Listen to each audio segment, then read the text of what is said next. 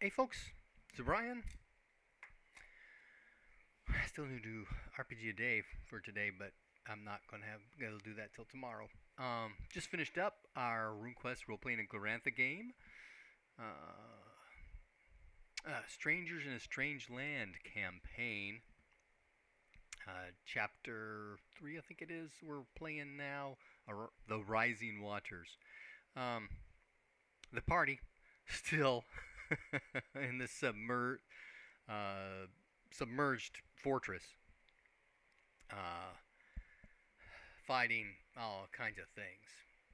Now, the last session, we ended in the middle of a fight with this strange creature at the end of the tunnel with these two claws that has just been wrecking havoc on the party. Took a Restro down, then took Angrelar down, and during this session, took down the Dark Troll. Got a crit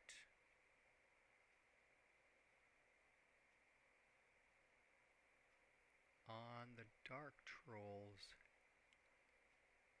head, but it was parried, so it ended up destroying his maul and putting him unconscious. And got a special, I believe, on his left arm, which took it down.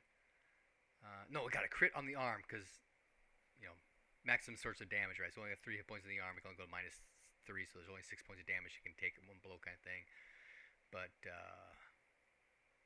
may have been a parry involved with that one too. I don't remember. But anyway, arm went to negative, head went to negative, but just to negative. Yeah, the head did parry because it took the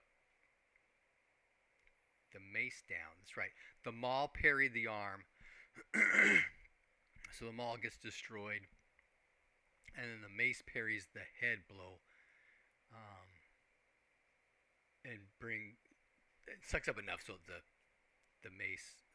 head just goes to negative. His head. Excuse me. Pardon me. And I do a home rule on this whole damaging parrying weapons thing. I felt like it was double dipping if all the damage went into the shield plus all the damage went through into the body. So I do this kind of splitting thing with special and criticals kind of deal. So that's how I handle that piece. But he went unconscious. He was actually -2 hit points total. We had to retcon a piece of that because Davin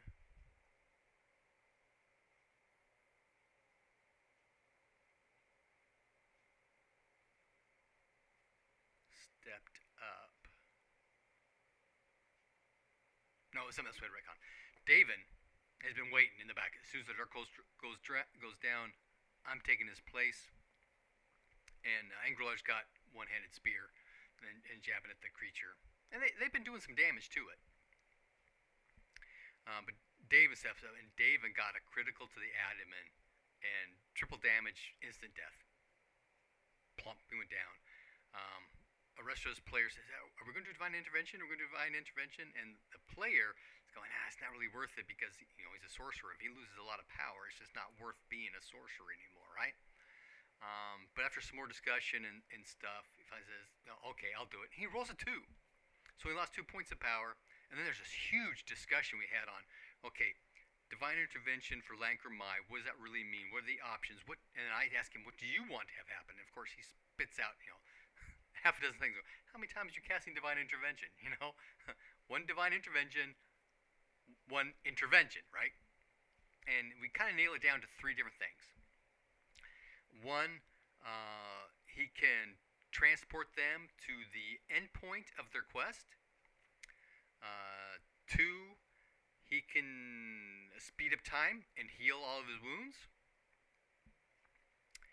Or 3, teleport the party back to the temple. The Lancre Mai temple. That kind of thing. So, after much discussion, and the live plays in the description. We did have a couple of breaks. The first one, I paused it properly and restarted. We started going. The second one, I paused because my son came home and he had to vent driving in Northern Virginia and that kind of thing. But I forgot to restart the record after he was done, and we went back to playing. So I don't have the last part of the scenario going on in the recording. Oh man. Anyway, so he ended up chooses, you know, keep me alive, you know, that kind of thing. So he gets healed up. The female dark troll saw her brother go down. She books forward. She doesn't freak out too much, but she goes up front.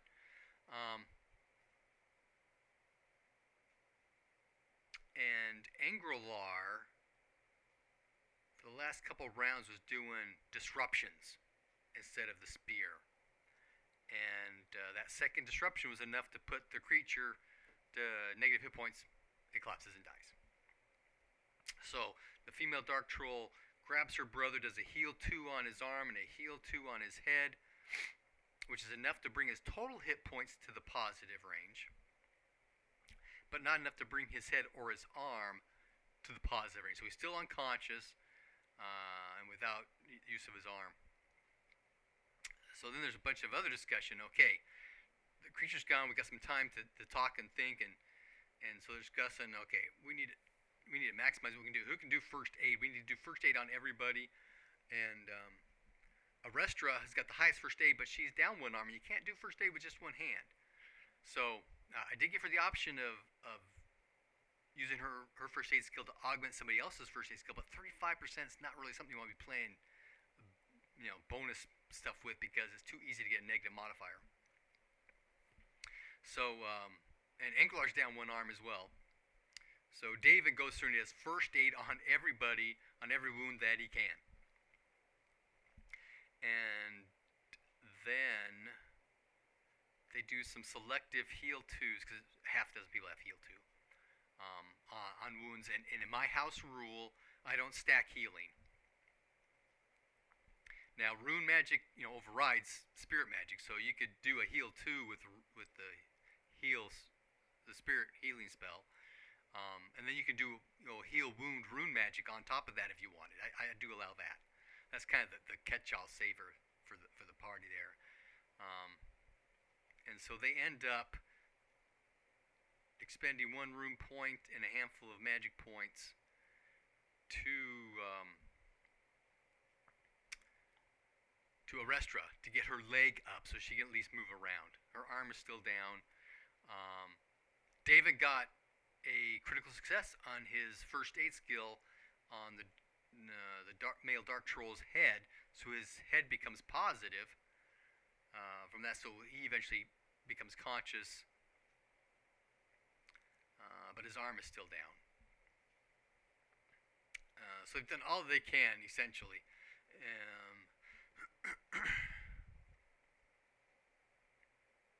Yeah. So they go into this room. It's a fairly large room, a couple of spiral staircases going up and down, 2 doors on the side where the tunnel comes through, and a pillar in the center. So they investigate the pillar, and it's got a number of runes carved in some kind of pattern. They recognize Darkness Rune, and the Spirit Rune, and the Summon Rune, and then there's another rune they don't recognize. And then they go and check out one of the doors, listen, they can hear something, can't quite tell, you know, what. They go through, go in, and it's a cell block. There's four doors, you know, side by side with a little barred window in them.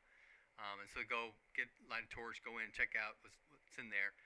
The first door has a teenage boy and girl, brother and sister. They're from Runegate. The second one has a merchant from Quackford. He's Quackford, right? I don't have my glasses on. Yeah, Quackford. And the wife of a farmer from the nearby area. And the third one has an adult male Humakti. And this is actually the new character for one of the players whose character died earlier in the chapter. It's not really the whole campaign, but earlier in the game. and the farmer's wife mentioned that she saw the serpent take control of her husband. And so they're talking with, they get them all out. You know, they're a little malnourished, and they're talking to him, finding what's going on. And there is an altar area downstairs from here, which is where they saw the serpent. And they mentioned that they had battled spirits, but had won, and so they were brought up here and placed in these cells. They investigate the other room. There's a basket of food supplies there, enough for one person for like a week, and so they kind of divvied out for everybody to get something to eat. There's also in the corner the Hamakti guy, Hamakti initiate's gear is there. So they gather that and outfit him and get him going. He's very happy to have his sword back. But there's 5 3-foot-high benches in this room, and it smells of blood and death. But there aren't any bodies here. Some further discussion on what to do next. They can go down the stairs, they can go up the stairs. The people want to, the Hamakti's willing to stick around because he's still trying to figure out what's happened to the ducks, and he wants to get revenge on these people too. But everybody else wants out and to go home.